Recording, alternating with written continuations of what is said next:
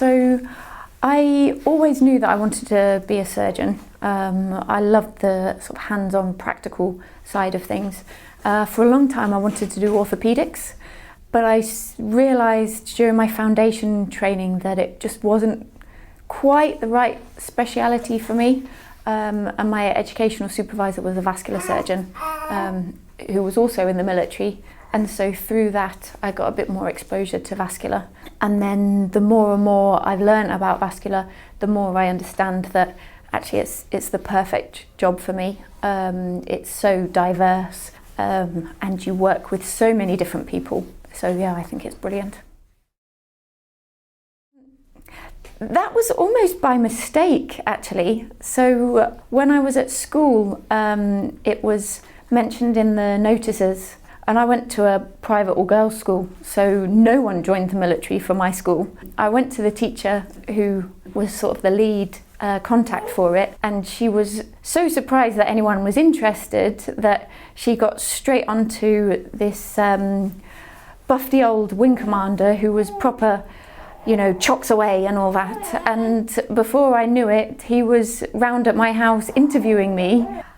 And then, yeah, my application went in. I went through the application process and got a bursary through medical school. And I've never looked back, to be honest. I've really enjoyed it all the way through.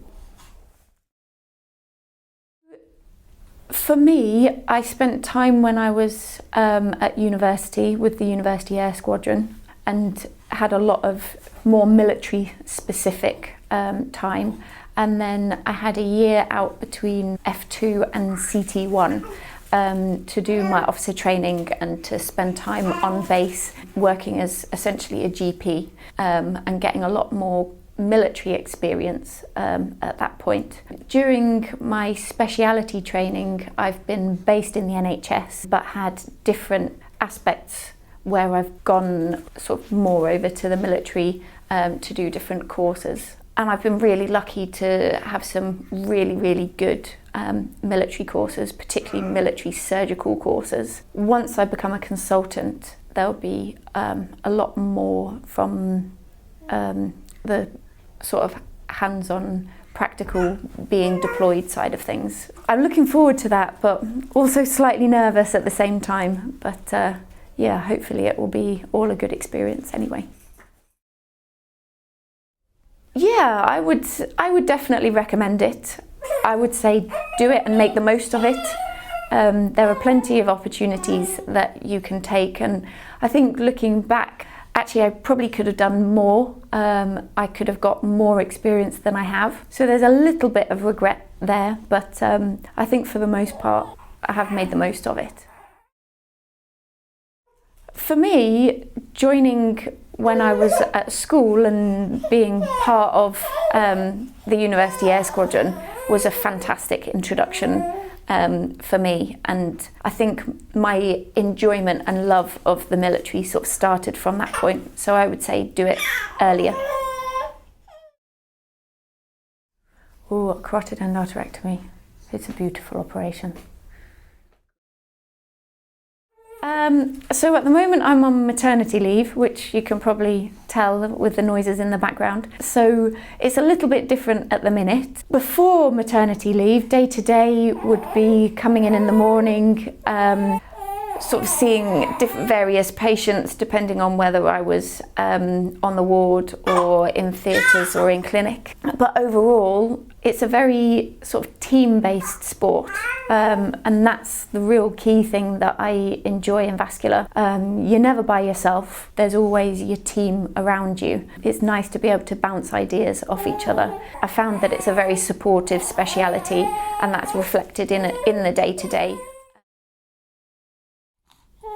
Some days are trickier than others. Some days are easy, but some days you really need to sort of think and plan ahead. I'm very lucky, I've got a very supportive partner. He does a lot, and I was very lucky in that he managed to reduce his hours so that I could carry on training full time. There are days where I miss bedtime, and that's just horrible. There are weeks where I miss bedtime several days in a row, and that just feels awful. Particularly when you get up in the morning and leave before the little ones are awake and get home after they've gone to bed. But fortunately, there's a lot of understanding within the team, and they've all been there. I've helped colleagues out in the past when they've needed to rush off to do nursery pickup, or they've got poorly little ones that they have to go and pick up, and I know that they will do the same for me in future when this one and her big brother get a bit older and are even more complicated to manage. Ooh, that's a difficult question because there's just so much that I find very rewarding. I think the ability to really relate to patients quite a lot and listen to them and understand them. And a lot of the time when you talk to them, that's kind of the first time that they've really felt heard.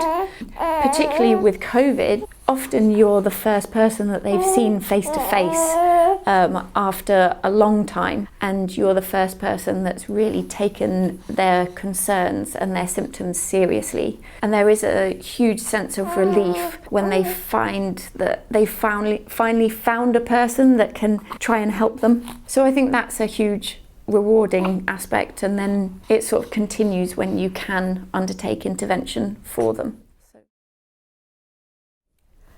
It is a tough speciality. It is busy. There are times where you can't leave a patient on the table, obviously. There are operations that can become a lot more complicated than initially you thought. So that is probably one of the drawbacks, that it can eat into your evenings.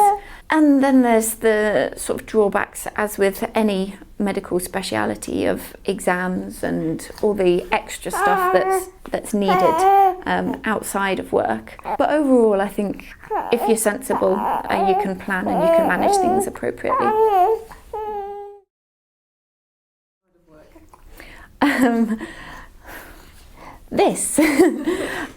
I've got a 2.5-year-old, and this little one is 5 months. So outside of work, my life is mainly revolved around them at the moment. I enjoy cooking, I enjoy being outside, going for walks with them, and seeing family. Go for it. Like, throw yourself in. Especially early on, do everything, see everything that you can, knowing that life changes a little bit along the way, and you can react to things and be a bit more flexible later on down the line.